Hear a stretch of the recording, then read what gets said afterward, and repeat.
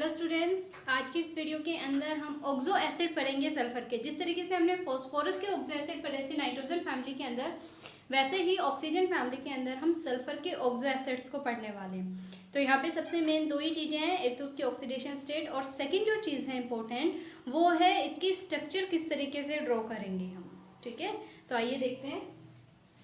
सबसे पहला जो ऑक्सो एसिड है सल्फर का वो है H2SO3। इसे जाना जाता है सल्फ्यूरस एसिड के नाम से। ओके, किस नाम से जाना जाता है? Sulphurous acid. यहाँ पर मैंने ब्रैकेट के अंदर हर एक एग्जाम्पल के अंदर जो ऑक्सीडेशन स्टेट है वो लिखी हुई है, तो कंफ्यूज होने की जरूरत नहीं है। ये ऑक्सीडेशन स्टेट किसकी है? सल्फर की। ठीक है, हर एक केस के अंदर सल्फर की ऑक्सीडेशन स्टेट है। जैसे यहाँ हम एक बार फाइंड आउट करके देख लेते हैं। सल्फर की ऑक्सीडेशन स्टेट निकालिए। हाइड्रोजन 2 बार दिया हुआ है, हर एक के ऊपर +1 चार्ज होता है। प्लस सल्फर की निकाली है, इसे हम x कंसीडर कर ले। प्लस ऑक्सीजन 3 टाइम दिया हुआ है, एक ऑक्सीजन पे -2 चार्ज होता है, इज इक्वल टू 0। क्लियर? अब देखिए यहाँ पर हमें x की वैल्यू निकालनी है, बस क्या करेंगे 2 + x - 6 is equal to 0, x - 4 is equal to 0, x is equal to कितना आ जाएगा? +4। और यहाँ पर जो सल्फर की ऑक्सीडेशन स्टेट है वो कितनी दिखा रखी है? +4 ही दिखा रखी है। तो मैं हर केस के अंदर आपको ये फाइंड आउट करके नहीं बताऊंगी, मैंने एक केस के अंदर आपको बता दिया है, बाकियों के अंदर आप ऐसे करके ही निकाल सकते हैं। तो जो ऑक्सीडेशन स्टेट है वो आपको फाइंड आउट करनी आनी चाहिए। अब हम बात करते हैं इसकी स्ट्रक्चर के बारे में। मैं एक बार इसे रब कर दूं।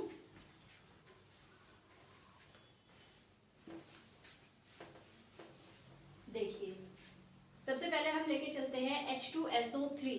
अब हमें ये पता होना चाहिए कि सल्फर का जो एटॉमिक नंबर होता है ये होता है 16। कॉन्फ़िगरेशन क्या रहेगा इसका?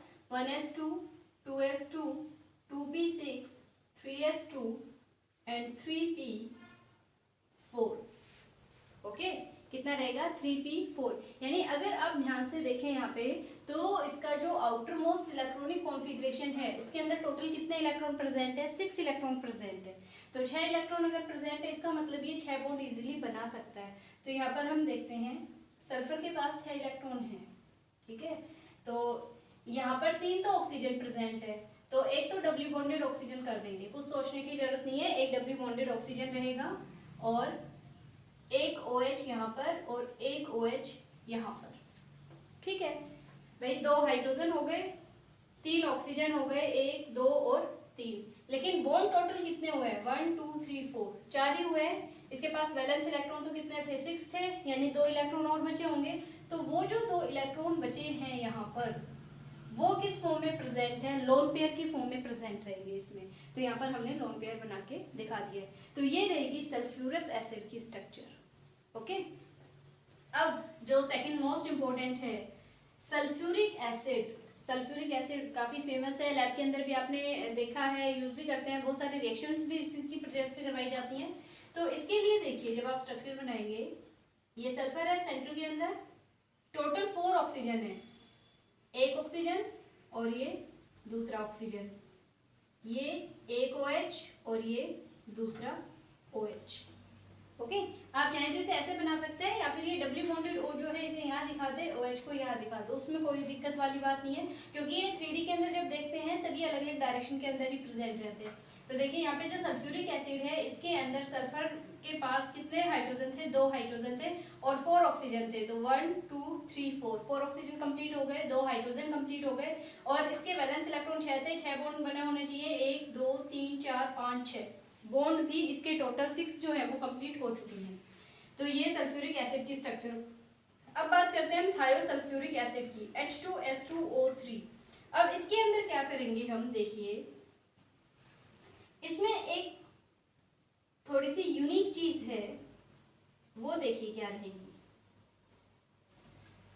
भाई ऑक्सीजन थे 3, 1, 2 और 3 पूरे हो गए, हाइड्रोजन थे 2, दोनों हाइड्रोजन भी पूरे हो गए। अब क्या बच गया? एक सल्फर एक्स्ट्रा बचा हुआ है। इसका मतलब ये है, ये जो सल्फर है दूसरे सल्फर के साथ डबल बॉन्ड बना के प्रेजेंट रहता है। तो यहाँ पर दोनों जो सल्फर है वो एक दूसरे के साथ डबल बॉन्ड के साथ अटैच रहते हैं। इस सल्फर के तो 6 बॉन्ड कंप्लीट हो गए और इसने यहाँ पे सिर्फ कितने बनाए हैं? 2 बॉन्ड बनाए हैं। तो यहाँ पर जो इसकी ऑक्सीडेशन स्टेट है 2 बार लिखी हुई है, +6 इस सल्फर के लिए और -2 इस सल्फर के लिए। ठीक है, तो इन दोनों के लिए जो ऑक्सीडेशन स्टेट है वो अलग अलग से फाइंड आउट होगी।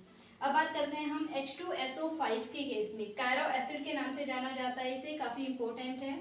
देखिए कैसे बनाएंगे, सल्फर डबल बॉन्ड ऑक्सीजन एक OH, ठीक है, एक डबल बॉन्ड O कर देते हैं क्योंकि हमारे पास ऑक्सीजन तो बहुत ज्यादा है।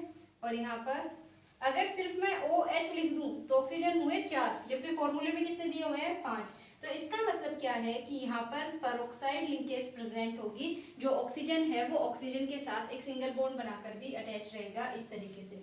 इसी वजह से इसे पेरोक्सो मोनोसल्फ्यूरिक एसिड के नाम से भी जाना जाता है और कैरो एसिड के नाम से भी जाना जाता है। अब अगर आप काउंट करेंगे तो सल्फर के टोटल 6 बॉन्ड है, 2 2 4 5 और 1 6, 2 हाइड्रोजन 1 2 और 5 ऑक्सीजन होने चाहिए, 1 2 3 4 5। हो गया कंप्लीट। ये फॉर्मूला लिखा हुआ था और ये हमने ड्रॉ कर दिया है, ठीक है। तो इस चीज का ध्यान रखना है। एक चीज ध्यान रखनी है, डब्ल्यू बॉन्डेड ऑक्सीजन हर एक सल्फर के पास प्रेजेंट है। इसमें जो सबसे मेन चीज है वो ये है कि जो डब्ल्यू बॉन्डेड ऑक्सीजन है वो कम से कम एक तो रहेगा ही रहेगा, उससे ज्यादा भी हो सकते हैं। यहाँ पर टोटल हमें जो सल्फर है उसके 6 बॉन्ड कंप्लीट करने हैं और जो फॉर्मूला दिया हुआ होगा उसमें हर एक एलिमेंट जो है वो प्रेजेंट होना चाहिए जब आप उसकी स्ट्रक्चर ड्रॉ कर रहे हैं तब। तो यहाँ पे कंप्लीट हो गया। अब बात करते हैं हम इसकी, 2 सल्फर हैं तो 2 सल्फर हम यहाँ पे अलग अलग ही बना लेते हैं। इसके ऊपर भी एक डबल बॉन्ड O और इसके ऊपर भी एक double bond O। Marshals acid के नाम से जाना जाता है, काफी फेमस है ये। दोनों जो सल्फर है इनकी ऑक्सीडेशन स्टेट यहाँ पर +6 मिलेगी। एक और लगा दें यहाँ पे डबल बॉन्डेड ऑक्सीजन, एक इसके पास लगा देते हैं। टोटल 4 ऑक्सीजन हम यूटिलाइज कर चुके हैं। अब हमारे पास कितने ऑक्सीजन बचे हैं, सिर्फ 4 बचे हुए हैं अभी भी। तो क्या करेंगे, एक यहाँ पे ले लें OH, एक यहाँ पर OH। अब देखिए यहाँ पर 2 2 4 और 1 5, ये 5 बॉन्ड बना चुका है, सिर्फ एक बॉन्ड बना सकता है। ये भी इसी तरीके से 5 बॉन्ड बना चुका है, सिर्फ एक बॉन्ड और बना सकता है। लेकिन ऑक्सीजन अभी भी कितने बचे हुए हैं, 3 यहाँ पे यूज में ले लिए, 3 यहाँ पे, 6 हो गए, 2 ऑक्सीजन अभी भी बचे हुए हैं। इसका क्या मतलब है, इन दोनों सल्फर के बीच में भी पेरोक्साइड लिंकेज प्रेजेंट रहेगी इस तरीके से। 2 जो ऑक्सीजन है वो इन दोनों को ज्वाइन कर रहे होंगे, तो इस चीज का ध्यान रखना पड़ेगा। ये मार्शल्स एसिड हो गया। अब बात करते हैं हम इथेनोइक एसिड, डाइथायोनिक एसिड की।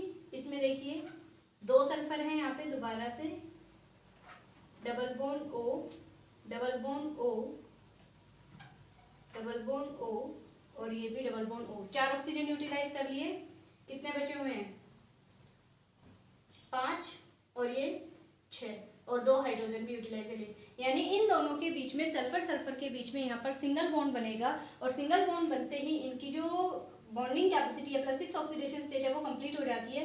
2 2 4 5 और 1 6 बॉन्ड हो गए कंप्लीट और +6 ऑक्सीडेशन स्टेट के अंदर ये प्रेजेंट रहेगा। तो इस तरीके से बनेगा। लास्ट है ओलियम, ये भी इंपॉर्टेंट है। जो सल्फ्यूरिक एसिड है इसके प्रिपरेशन के लिए ओलियम का भी यूज किया जाता है। तो ये देखिए किस तरीके से बनाएंगे। यहाँ पर भी कितने सल्फर है, 2 सल्फर प्रेजेंट है। सबसे पहले दोनों सल्फर को हम डबली बॉन्डेड जो ऑक्सीजन है उसके साथ अटैच करवा देंगे। तो यहाँ पे दोनों सल्फर को डबली बॉन्डेड ऑक्सीजन के साथ अटैच करवा दिया। एक डबली बॉन्डेड ऑक्सीजन यहाँ पर और एक यहाँ पर प्रेजेंट है। टोटल कितने हो गए, 4 ऑक्सीजन हो गए, ये 5 और ये 6। इसका मतलब दोनों के बीच में एक ऑक्सीजन प्रेजेंट रहेगा जो दोनों सल्फर को ज्वाइन करवा रहा होगा यहाँ पे।